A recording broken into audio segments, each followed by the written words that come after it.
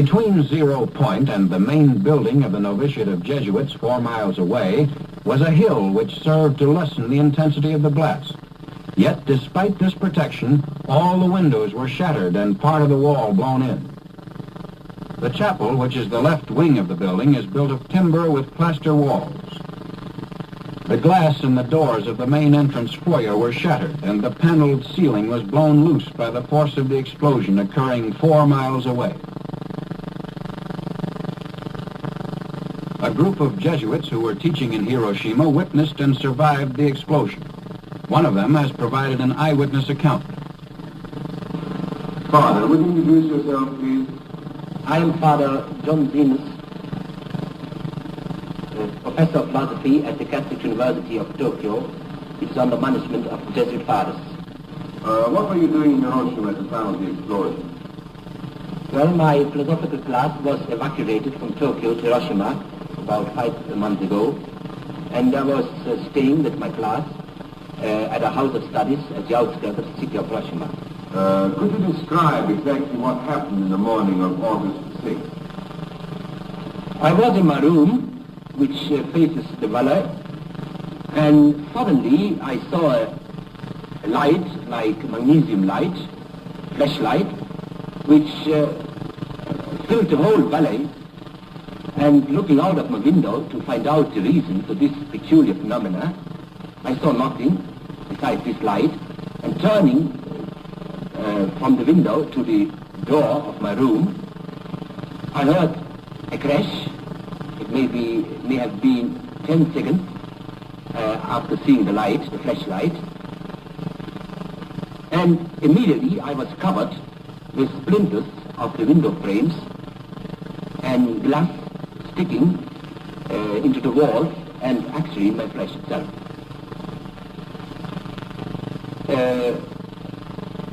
I tried to get out of my room, but found that our house had been severely damaged by the blast of this explosion. I had the impression at that time that the bomb had immediately crashed on our house. So severe, so strong was the effect of the percussion. But looking out at the house, I saw no trace of the bomb itself, but about a kilometer away from our houses, I saw several peasant houses which were on fire.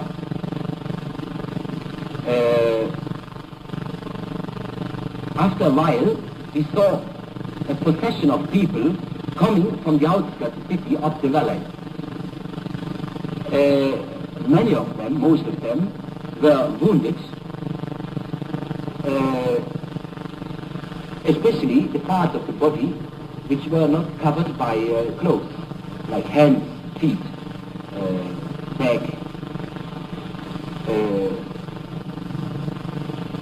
They came up to our house, and we did what we could, but there were no possibility to give much of aid. As a matter of fact, we used all our grease we had at that wartime in the house, and it was exhausted in a moment. How many people do you think were killed? All of us who lived through this experience at the spot estimate the numbers of deaths at least as 100,000.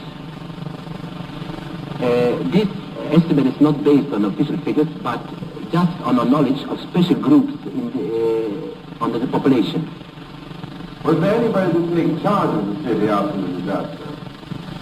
There was nobody to take charge after the disaster, because all important people were practically killed. The major, the commander of the city, many high-ranking officers, a Korean prince, which was stationed at the time in Hiroshima, and also the regiments of the city were wiped out. What is your opinion as to the story that the ruins of the city amid the deadly rain? Well, I think that it's just a rumor, because I myself and others of us have worked in the city itself immediately after the explosion for several hours, and we felt no ill effect at all. Tell me a little about the Japanese reaction towards the Americans and towards the atomic bomb? Neither myself nor anybody of our fathers heard a single outburst of hate against the Americans in those terrible days.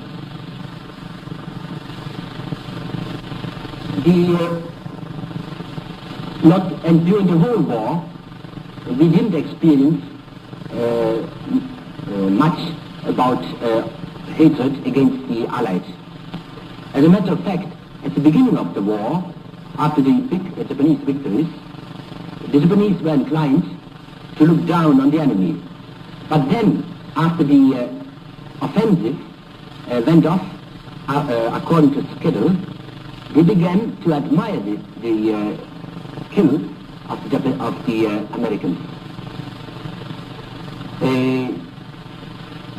And especially since the majestic B-29 appeared over Tokyo, practically every Japanese admired the technical skill of the Americans.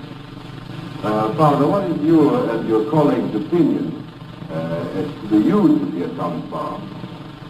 We have discussed among ourselves the ethics of the use of the bomb. Some consider it in the same category as poison gas and were against its use on the civilian population. Others were of the view that in total war as carried on in Japan, there was no difference between civilians and soldiers, and that the bomb itself was an effective force tending to end the bloodshed, warning Japan to surrender and thus to avoid total destruction. It seems logical to me that he who supports total war in principle cannot complain of a war against civilians. The crux of the matter is whether total war in its present form is justifiable even when it serves a just purpose. Does it not have material and spiritual evil as its consequences which far exceed whatever the good that might result? When will our moralists give us a clear answer to this question? Here is basic information and guidance from the Office of Civil Defense, Department of Defense, Washington. Food and water are two basic essentials of life. Both might be scarce during an enemy attack and in the period following when radioactive fallout would be a hazard. If you go to a public fallout shelter, you wouldn't need to know a great deal about managing water, food, and sanitation. A shelter manager would probably be in control, and he and his assistants would handle the problem with your cooperation. But if you are in a home shelter, you and your family would be largely on your own. You would have to take care of yourselves and do your own rationing of supplies you'd previously stocked. Food should be rationed carefully, since it might have to last as long as 2 weeks under heavy fallout conditions. If fallout particles should settle on your supplies, you can eliminate the danger by simply removing the particles by using everyday household methods of washing, wiping, or peeling. If the food is in cans or jars, just wipe the top off before opening. With packaged foods, just tear off the wrappers.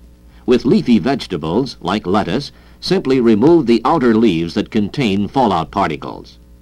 Water would be even more important than food.